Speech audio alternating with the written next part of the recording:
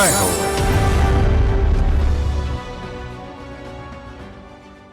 నమస్కారం. సామాన్యుల అసమాన గాథల సమాహారం ఈటీవీ జయహోకు స్వాగతం. తరతరాల కళతో ముడివేసే చేనేత బంధం, గుజరాత్లో బంధనీ చీరల వస్త్రనందనం, తన వారసత్వ కళకు కొత్త సొగసులు అద్దుతూ ప్రపంచానికి పరిచయం చేస్తున్నారు కచ్ ప్రాంత ప్రముఖ ఫ్యాషన్ డిజైనర్ ఒకరు. రకరకాల పండ్ల చెట్లను పెంచుతూ వ్యవసాయ క్షేత్రాన్ని ఉద్యాన పంటల క్షేత్రంగా మార్చి కళలు పండించుకుంటున్నారు దక్షిణ కెనరాలో ఓ రైతు. విభిన్న స్ఫూర్తి కథనాలతో మీ ముందుకు వచ్చింది జయహో. జై హో.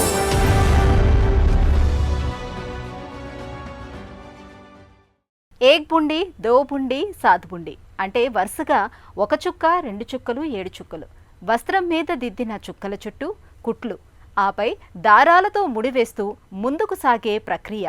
అంచెలంచెలుగా రంగులు అద్దకముతో తయారయ్యే ఇంద్రచాపాలే బంధనీ చీరలు. ఈ చీర రూపుదిద్దుకోవటంలో అంత కళ ఉంది, కథ ఉంది.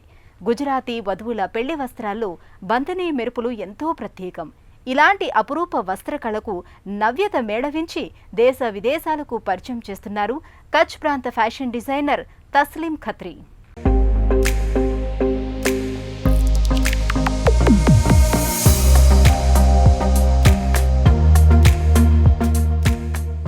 దిగివచ్చిన హరివిల్లులా, విరిసిన ఇంద్రధనస్సులా నయన మనోహరంగా కనిపించే ఈ ఇంద్రచాపాలు బంధనీ చీరలు.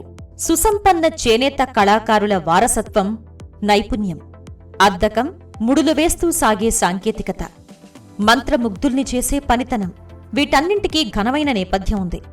ఇందుకే శతాబ్దాల చరిత్ర కలిగిన బంధనీ శైలి చీరతో మన దేశానికి ఇంత బంధం, అనుబంధం.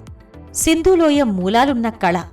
గుజరాత్లోని కచ్ ప్రాంతం బంధనీ చీరల ఉత్పత్తికి ముఖ్య కేంద్రంగా విలసిల్లుతూ వస్తోంది. ప్రత్యేకించి ఖత్రీ సామాజిక వర్గ కళాకారులు బంధనీ చీరలకు నిరంతర ఆవిష్కర్తలయ్యారు.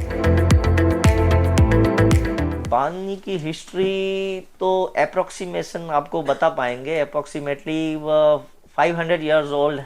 బంధనీ చీరకు 5 శతాబ్దాల చరిత్ర ఉంది. తొలుత ఇది కేవలం కొన్ని సంప్రదాయ నమూనాలకే పరిమితమైంది. ఇక ఉత్పత్తికి వ్యయం ఎంత, ధరలు ఎలా ఉంటాయి, ఇలాంటి సందేహాలు సహజం. ఆయా ప్రాంతాల నుంచి తెచ్చిన వస్త్రాలకే బంధనీ సొగసులు అద్దుతారు. టై అండ్ డై సాంకేతికతతో చేస్తారు. తయారీలో పనితనం మీద కూడా ఇది ఆధారపడి ఉంటుంది. స్వచ్ఛమైన, అచ్చమైన బంధనికి, చేనేత బంధనికి ధరలో వ్యత్యాసముంది. कॉटन का बांधनी पहनोगे उसका कॉस्टिंग अलग है. 7వ శతాబ్దంలో గుజరాత్లో ఖత్రీ సామాజిక వర్గ కళాకారులు రంగుల అద్దకం, ప్రింట్లలో నిపుణులు. ఖత్రీ కుటుంబంలో ఈ తరం వారసుడు తస్లీం ఖత్రీ 2008లో బంధానీ వస్త్రాల తయారీ వారసత్వాన్ని స్వీకరించారు. ఈ దిశగా భుజ్లో బంధానీ క్రియేషన్స్ అనే సంస్థను నెలకొల్పారు. मैंने फैशन डिजाइनिंग किया हुआ है अहमदाबाद से.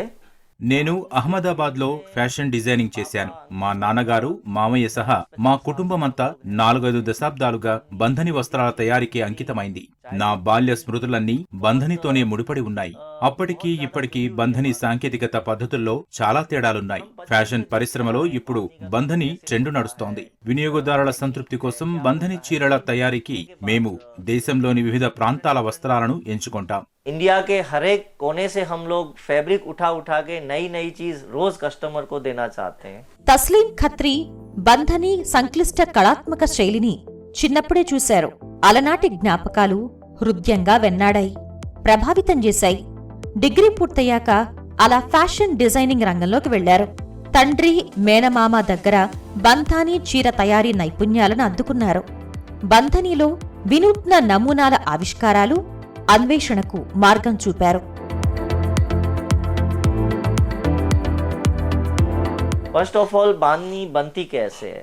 బంధని చీరను ఎలా చేస్తారంటే, ముందుగా వస్త్రాన్ని చేత్తో నేస్తాము. తర్వాత డిజైన్ రూపుదిద్దుతాం. ట్రేసింగ్ కాగితం, బ్లాకులను సిద్ధం చేసుకుంటాం. అప్పుడు వస్త్రం మీద ఎలా కావాలో అలా ప్రింట్ వేస్తాం. అప్పుడు కళాకారుడు ఈ వస్త్రాన్ని బంధనీ శైలి వస్త్ర శ్రేణి ఆవిష్కారాలకు ఉపయోగిస్తారు. అనేక రంగులను వినియోగిస్తాం. బహుశా మీకు తెలిసే ఉంటుంది, బంధనీ అంటేనే ఓ రంగుల కళ. मतलब बांधनी आपको पता है कलरफुल रहता है पूरा. బంధని, బంధన్ పదాలు సంస్కృత పదం బంధ నుంచి వచ్చాయి. అంటే బంధం వేయడం లేదా ముడివేయడం. వస్త్రాలకు నమూనాలతో అద్దకం చేసే సంప్రదాయ పద్ధతి. వస్త్రం మీద సూచించిన చోటికి రంగు చేరకుండా నిరోధించటాన్ని రెసిస్టెడ్ డయింగ్ ప్రక్రియ. ఈ నిరోధ క్రియ వల్లనే బంధనీ నమూనాలొస్తాయి. చిన్న చుక్కల చుట్టూ కుట్టు వేస్తూ ఆపై ముడి వేసుకుంటూ వెళ్లే పద్ధతిది. మన దేశ సుసంపన్న వారసత్వ చేనేత కళకు సంకేతం బంధని. భుజ్లో తస్లీం ఖత్రీ నెలకొల్పిన బంధనీ క్రియేషన్స్ సంప్రదాయ బంధనీ వస్త్రాల తయారీకి అండగా నిలుస్తోంది. భారతీయ సాంస్కృతిక వారసత్వానికి ప్రతీక. ఆయన కళా సృజనకు జయపతాక బంధని. डिजाइन्स तो देखिए, हम रोज नई सोचते हैं, रोज नया एग्जीक्यूशन देते हैं, एक्सपेरिमेंट्स भी करते रहते हैं. हमको रोज नए नए फैब्रिक, नए नए डिफरेंट डिजाइन्स. చీరల డిజైన్ల అంశం మాట్లాడాలంటే ప్రతిరోజు మేము ప్రయోగాలు చేస్తూనే ఉంటాం. దక్షిణాదికి చెందిన కంజీవరం, ఉత్తర గుజరాత్ కు చెందిన పఠాన్ పటోలా, ఉత్తరాదిన ప్రసిద్ధమైన బనారసీ తదితర వస్త్రాలపై బంధని డిజైన్ల సృష్టికి ప్రయత్నిస్తాం. పట్టు, జార్జెట్ వస్త్రాలను ఉపయోగిస్తాం. వినియోగదారులు బంధనిలో కొత్త ప్రయోగాలు, డిజైన్లు కోరుకుంటారు. అవే మేము ఇస్తాము. చీరల నుంచి గృహోపకరణాల వరకు ఉత్పత్తుల్లో బంధన్ క్రియేషన్స్ ఓ ప్రత్యేకత ఉంది. పత్తి, పట్టు, జార్జెట్ లాంటి సహజ వస్త్రాలను బంధనీ చీరల తయారీకి ఉపయోగిస్తున్నారు. నేత పనివారల కళాసృజనకు గుర్తింపుగా జాతీయ, అంతర్జాతీయ స్థాయిలో బంధనీ క్రియేషన్స్కు అనేక పురస్కారాలు లభించాయి.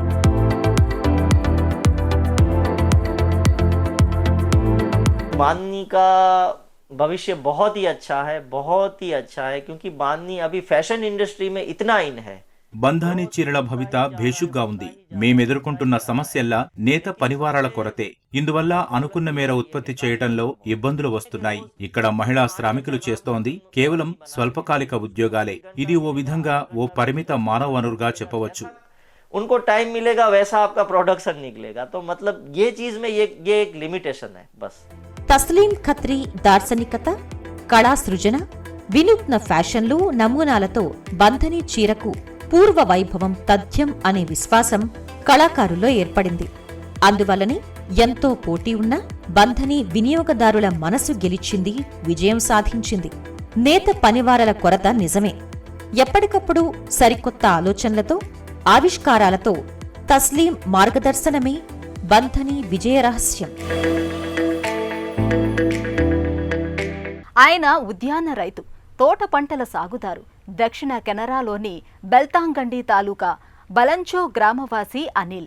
ఆయన ప్రత్యేకత ఏంటంటే ఎక్కడ పండ్ల మొక్క కనపడినా తన తోటలో ఆ మొక్క తెచ్చి నాటి పెంచుతారు. తొలుత పోక చెట్లను పెంచినా ఇప్పుడు కేవలం పండ్ల మొక్కల సాగుకే ప్రాధాన్యమిస్తున్నారు. ఇండోనేషియా నీలి అరటి నుంచి థాయిలాండ్లోని టిష్యూ కల్చర్ పండ్ల దాకా ఆయన తోటలో కనపడని పండే లేదు. అచ్చంగా 6 ఎకరాల్లో వినూత్న పండ్ల మొక్కలు పెంచుతూ వ్యవసాయ పర్యాటక అభివృద్ధికి తన తోటలో బాట వేశారు. కర్షక ప్రపంచ దృష్టిని ఆకర్షిస్తున్నారు.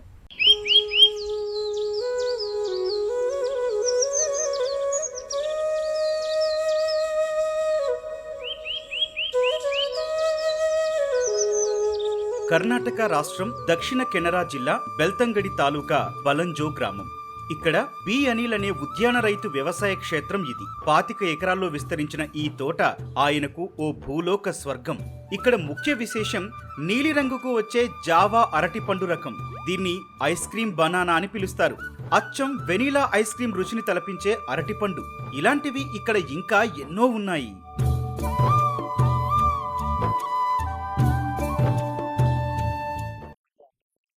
ఇక్కడ నేను వేసిన ప్రధాన పంటలు పోకచెక్క, రబ్బరు. నేను విశ్వవ్యాప్తంగా ఉష్ణమండల ప్రాంతపు రకరకాల పండ్ల మొక్కల సేకరణను ఆరంభించాను. నేను దాదాపు 1500 రకాల పండ్లను సేకరించాను. నేనిప్పుడు అరటి, పనస, మామిడి పండ్లల్లో కొత్త జాతులను అభివృద్ధి చేస్తున్నాను. విత్తనాల సేకరణ తర్వాత వాటిని శుభ్రపరిచి సూక్ష్మ క్రిములేవి లేకుండా చేసి నేలలో వేస్తాం. అలా మొలచిన మొక్కల్ని ఈ పాలీహౌస్లోనే అంటుకడతాం. మనకి ఐసీయూ ఎలాగో మొక్కలకి ఈ పాలీహౌస్ అలాంటిదే. ఇది ఒక పరిశోధనాశాల. మొక్కలను ఇక్కడే పెంచుతున్నాం. పెరిగాక సూర్యరశ్మి సోకేలా బయటకు తీసుకెళ్లి ఉంచుతాం. వీటిని పెంచడానికి ఆవు పేడ, వర్మి, సేంద్రియ తరహా ఎరువును వాడుతున్నాం. ఉద్యాన పంటల సాగులో అనిల్ది 1.5 దశాబ్దాల పయనం. ఈ సమయంలో తను ఉష్ణమండల ప్రాంత దేశాల పండ్లను సేకరించారు. దక్షిణ అమెరికా, యూరప్, ఆగ్నేయాసియా నుంచి సేకరించిన విత్తనాలతో 700 రకాల పండ్ల జాతులను అభివృద్ధి చేశారు. ఇంతేకాదు, అనిల్ కర్ణాటకలో జావా నీలి అరటిని విజయవంతంగా సాగు చేసిన తొలి రైతు అని సగర్వంగా చెప్పొచ్చు. మొక్కలను చీడపీడల నుంచి కాపాడేందుకు సంచులలో ఉంచి పెంచుతున్నారు. ఖచ్చితమైన సాగు పద్ధతులను అనుసరిస్తున్నారు.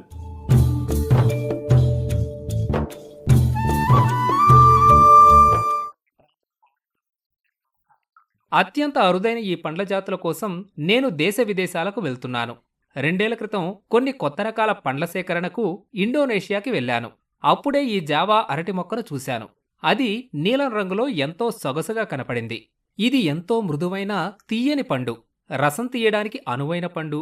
ఇది నచ్చి నేను అక్కడ కొన్ని అరటి నమూనాలను సేకరించాను. సర్టిఫికేషన్ అయ్యాక తీసుకొచ్చి మా పొలంలో వేశాను. కేవలం 21,000 రూపాయల పెట్టుబడితో అనిల్ థాయిలాండ్ నుంచి టిష్యూ కల్చర్తో తయారైన అరటి మొక్కలను కొనుగోలు చేశారు. వీటిలో అద్భుతమైన 10 మొక్కలను బాగా వృద్ధి చేశారు. వింత వింత పండ్ల జాతి మొక్కలను పరిచయం చేస్తున్న అనిల్ అంకిత భావానికి ఇక్కడ తోటి రైతులు, పండ్లను ఇష్టపడే వారిలో గుర్తింపు లభించింది. అనిల్ నేడు దేశంలోని అసంఖ్యాక నర్సరీలకు వివిధ రకాల పండ్లు, కూరగాయల మొక్కలను విక్రయిస్తున్నారు.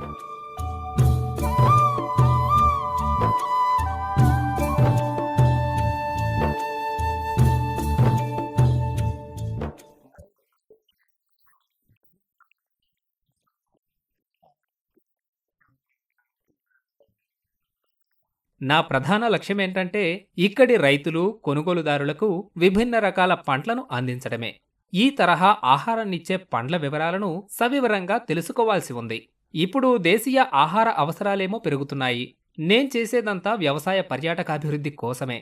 ఈ పర్యాటక రంగం నుంచే థాయిలాండ్, మలేషియా, వియత్నాం లాంటి దేశాలు ఎంతో ఆదాయం గడిస్తున్నాయి. చిన్నకారు రైతులు వ్యవసాయ క్షేత్రాల్లో, పర్యాటకులు ఆహ్లాదంగా గడిపేలా హోంస్టేలను ప్రోత్సహించవచ్చు. తద్వారా అధికాదాయం పొందవచ్చు.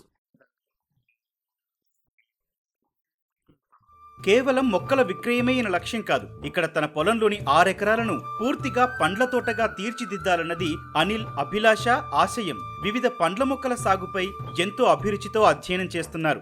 దేశ విదేశాల రైతులతో నిత్యం అనుసంధానమై ఉంటారు. Thailand, Cambodia, Malaysia, Indonesia, Korea, Sri Lanka లాంటి ఆగ్నేయాసియా దేశాల పండ్ల రకాల సాగుపై దృష్టి పెట్టారు. అరుదైన పండ్ల మొక్కలను సుదూర ప్రాంతాల నుంచి తెప్పించి సాగు చేస్తూ కర్షక సమాజానికి ఆదర్శనీయంగా నిలిచారు.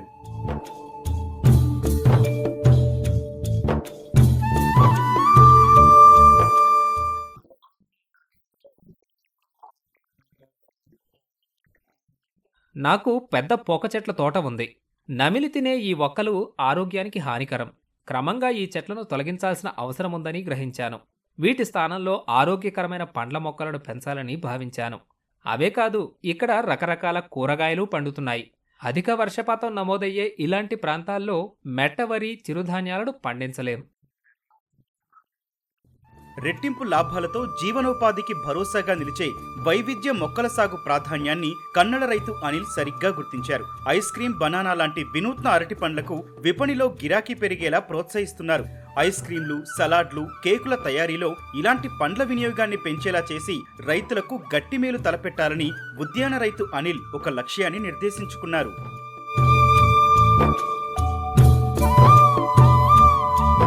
అందాల బంధనీ చీరలను కొత్త నమూనాలతో విశ్వ విపణికి పరిచయం చేస్తున్నారు కచ్ ప్రాంత చేనేత కళాకారుడు తస్లీం ఖత్రీ. దేశ విదేశాల పండ్లు, ఫలాల మొక్కలతో సేద్య అనుబంధ రంగాన్ని సుసంపన్నం చేస్తున్నారు కర్ణాటక రైతు అనిల్. ఇద్దరిది సామాన్య నేపథ్యమే. నవ్య ఆలోచనలతో అద్భుతాలు చేస్తున్నారు. మరిన్ని కథనాలతో వచ్చే వారం జేహోలో మళ్లీ కలుద్దాం. నమస్కారం.